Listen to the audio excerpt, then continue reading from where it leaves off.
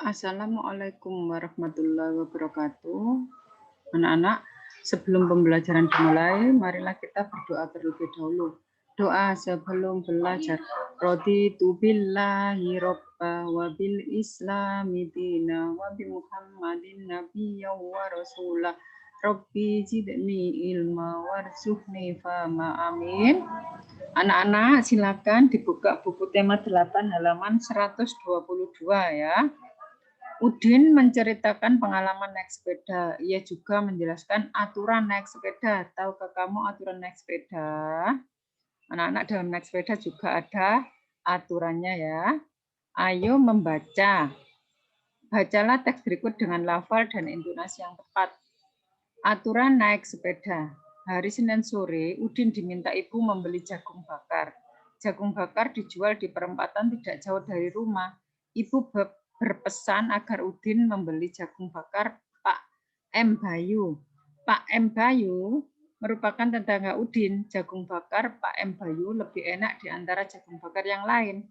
Udin menuju perempatan dengan menggunakan sepeda. Udin mematuhi aturan naik sepeda. Udin naik sepeda dengan hati-hati. Ia selalu memperhatikan suasana dan benda-benda di sekitar dengan baik. Udin juga memakai alas kaki ketika mengayuh pedal sepeda. Udin selalu mengendari sepedanya di sisi kiri jalan dan tidak lupa memperhatikan rambu-rambu lalu lintas. Udin menyadari arti pentingnya keselamatan, ya nak ya. Apa isi teks di atas? Apa kesimpulanmu terhadap isi teks di atas? Apa yang akan terjadi jika Udin tidak mematuhi aturan? Ya nak ya. Nah, teksnya yaitu intinya yaitu anak-anak ketika menaiki sepeda, anak-anak harus hati-hati ya. Berjalannya harus di sebelah kiri ya. Terus apa kesimpulan terhadap isi teks di atas? Yaitu bahwa kita kalau naik sepeda itu ada aturan-aturannya ya. Harus berjalan di sebelah kiri, terus harus memperhatikan rambu-rambu lalu lintas ya nak ya, dan harus menggunakan atau memakai alas kaki supaya tidak sakit ya kalau menginjak pedalnya ya. Nah, apa yang akan terjadi jika Udin tidak mematuhi aturan? Maka bisa celaka ya nak ya. Nah, ayo mengamati, masih ingatkah kamu dengan aturan penggunaan tanda titik? Coba perhatikan kalimat berikut dengan teliti. 1. Hari Senin sore, Udin diminta ibu membeli jagung bakar. Nah, terakhirnya adalah dikasih tanda titik ya nak ya. Yang kedua, jagung bakar dijual di perempatan tidak jauh dari rumah. Nah, terakhir kalimat dikasih tanda titik. Yang ketiga, ibu berpesan agar Udin membeli jagung bakar Pak M. Bayu ya nak ya. Singkatan nama M titik itu dikasih titik ya kalau singkatan nama orang, terus terakhir juga dikasih tanda titik. Yang keempat, Pak M titik Bayu merupakan tetangga Udin ya. Terus yang kelima, jagung bakar Pak M Bayu lebih enak di antara jagung bakar yang lain ya. Berarti yang di sini adalah penggunaan titik digunakan pada nama singkatan nama orang sama akhir kalimat ya nak ya. Terus selanjutnya, nih, tanda titik digunakan di setiap akhir kalimat. Tanda titik juga digunakan pada akhir singkatan nama orang. Terus ini ayo menulis, perhatikan Dina, Rumah Udin, Lani, Meli, Edo, Siti, dan Beni berikut. Ya nak ya, ini dilihat ya nak ya. Nah, tuliskanlah alamat rumah Udin dan teman-teman berdasarkan Dina yang kamu amati. Enak ya. Terus perhatikan penggunaan tanda titik yang benar. Nomor 1, rumah Siti terletak di jalan. Nah, anak-anak silakan dilihat itu di Dinanya itu ya. Rumah Siti terletak di jalan A titik Hakim ya nak ya. Itu singkatan ya namanya.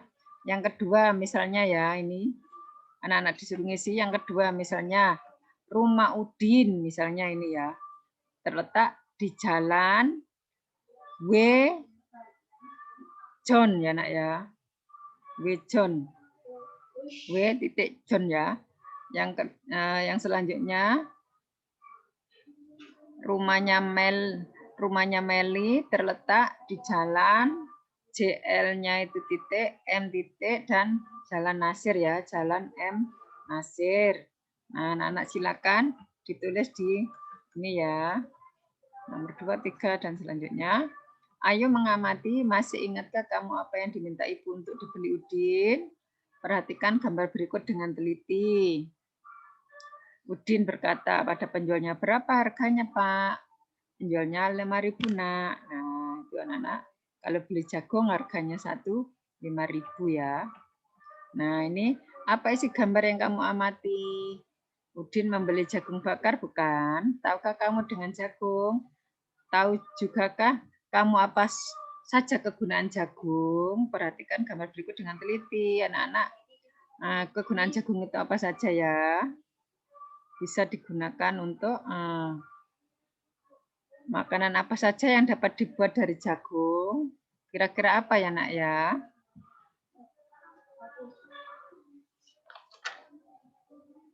Ada bakwan jagung, terus ada jagung bakar, terus ada puding yang dari jagung ya, yang dihaluskan dulu jagungnya. Terus kulit jagung dapat dibuat menjadi karya kerajinan. Kulit jagung yang dapat digunakan adalah kulit jagung yang telah kering. Perhatikan gambar berikut dengan teliti. Ini anak-anak contohnya ya, ini kerajinan dari kulit jagung. Ya, ini adalah beberapa contoh kerajinan dari kulit jagung. Nanti anak-anak bisa dipraktekkan di rumah. Ini, ayo berkreasi, ini caranya ya. Buatlah karya kerajinan dari kulit jagung seperti gambar yang kamu amati. Kerajinan kulit jagung, bahannya kulit jagung yang telah kering. Yang kedua lem, yang ketiga kertas, karton. Alatnya pensil, gunting, penggaris, dan penghapus. Langkah kerjanya, 1. Siapkan alat dan bahan secukupnya. Gambarlah pola tertentu sesuai keinginanmu pada kulit jagung, misalnya gambar binatang, bunga, atau gambar lainnya. Yang ketiga, gunting pola yang telah kamu gambar dengan rapi. Terus yang keempat, tempelkan pola gambar yang telah kamu gunting pada kertas karton dengan menggunakan lem. Terus gambar kamu telah siap untuk dipajang, ya nak ya. Ini anak-anak nanti dicoba dipraktekkan ya.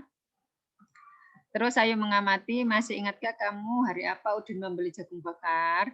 Masih ingatkah kamu berapa hari dalam 1 minggu? Ya, anak-anak ya. Ini diperhatikan, tahukah kamu 1 minggu ada 7 hari. Ini ayo berlatih. Kerjakan soal-soal berikut dengan benar. Nomor 1, Benny dan keluarga berlibur ke Danau Toba selama 14 hari. Berapa minggu kah Benny dan keluarga berlibur? Nah, dalam 1 minggu ada 7 hari. Berarti kalau 14 hari berarti ada 2 minggu ya nak ya. 14 dibagi 7 ya, ada 2 ya. Karena dalam seminggu ada 7 hari maka dibagi 7 ya. Jadi 14 dibagi 7 ada 2 ya. Selanjutnya yang nomor 2, Ibu Guru memberi tugas pengamatan selama 28 hari. Berapa minggukah tugas pengamatan yang diberikan Ibu Guru?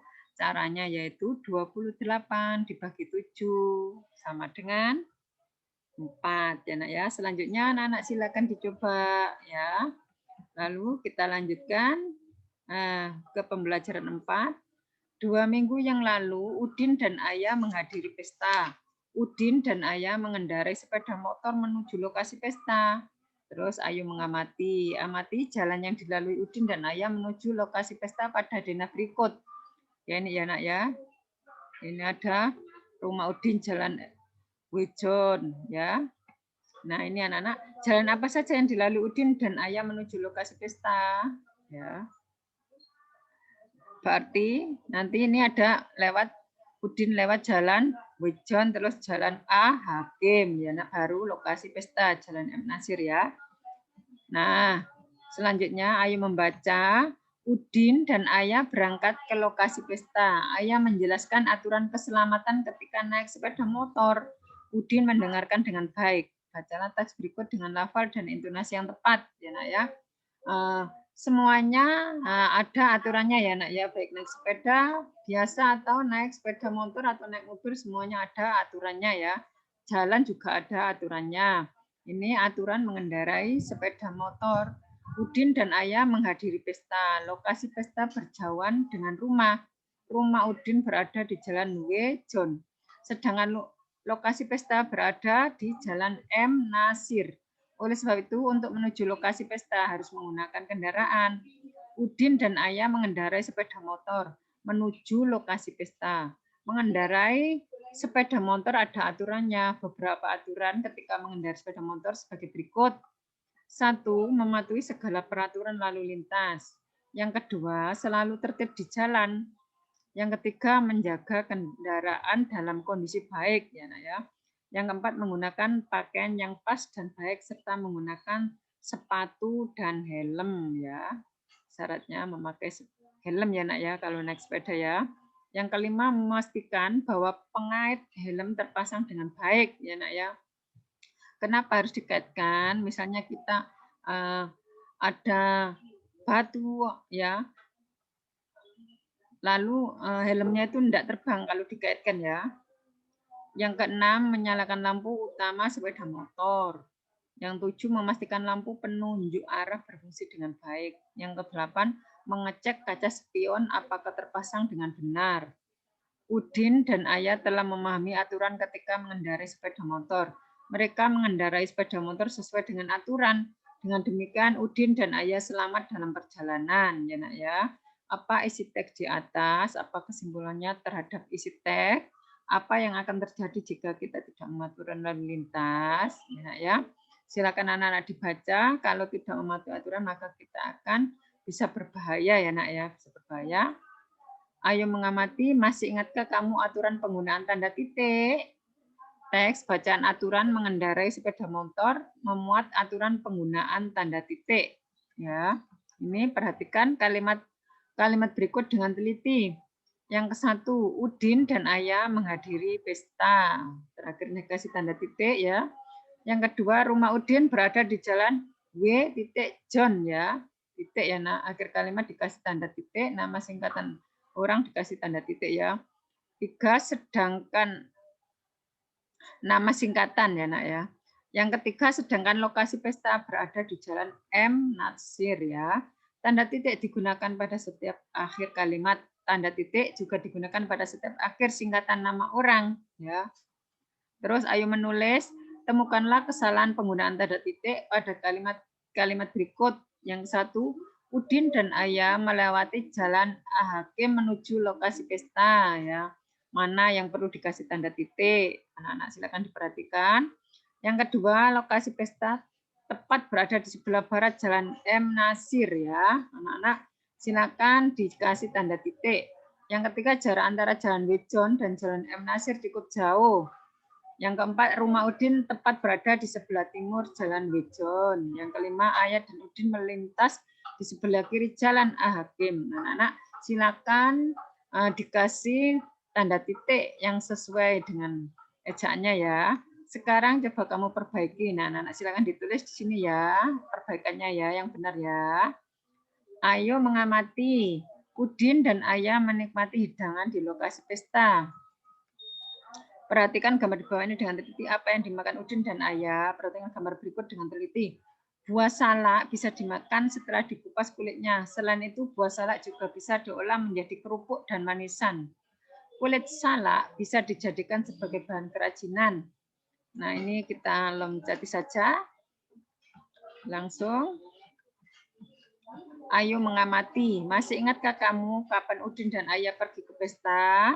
Ya, benar, 2 minggu yang lalu. Jika sekarang hari Kamis, tanggal 26 Januari 2017, tanggal berapakah Udin dan Ayah pergi ke pesta? Perhatikan gambar kalender berikut dengan teliti ya nak ya. Ini anak-anak kalendernya ini. Sekarang hari Kamis tanggal 26 ya nak ya. Ini tanggal 26. Nah, 2 minggu yang lalu hari Kamis tanggal 12 Januari ini dihitung maju ke depan ya nak ya. Kalau 2 minggu yang lalu ya.